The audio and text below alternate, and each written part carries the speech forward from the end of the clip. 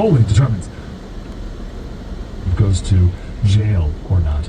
I want to go right to Blackburn. Senator, thanks for being with us today. You happened to catch us at a bit of a somber moment here. Our previous two callers, after, talking about the debate and everything, our previous two callers were both like, hold on, Slater, this guy's still our president for the next 7 months.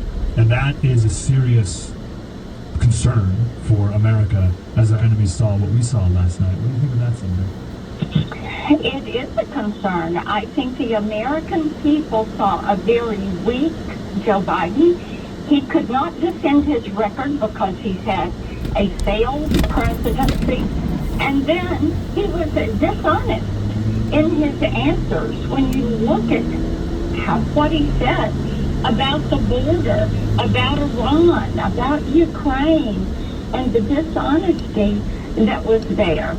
So many people made up their mind last night, and what I hear is that the Democrats are in complete disarray, and it'll be interesting to see what they try to do.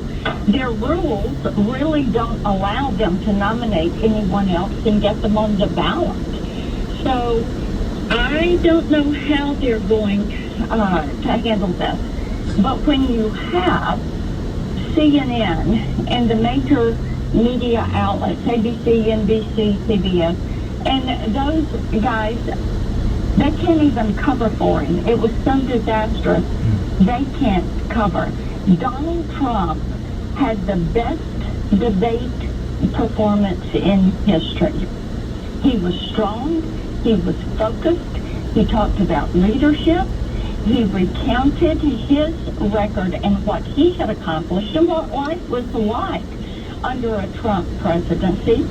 And he laid out a vision for what he would do in the future. Now, that's what the American people were wanting to see. And, Joe Biden is our president.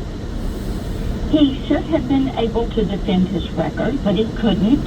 And he should have had a vision to tell people why he deserves 4 more years. And he could not do that. So it was a failed debate for him. That's right.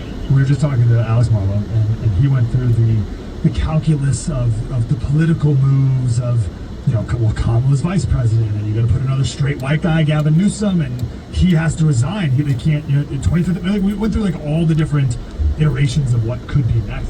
What do you think the Democrats are going to do now? The Democrats don't have the option of replacing Joe Biden.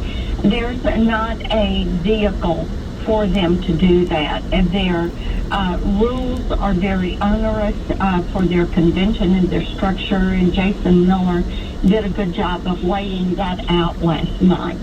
And what we know is that it is going to be, their ticket is set. So it is going to be a Biden-Harris ticket.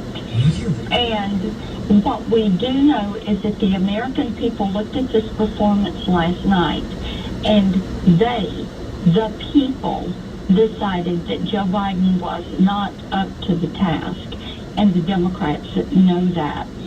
So what they will try to do is scramble around, save some of these seats at local, state, and congressional seats.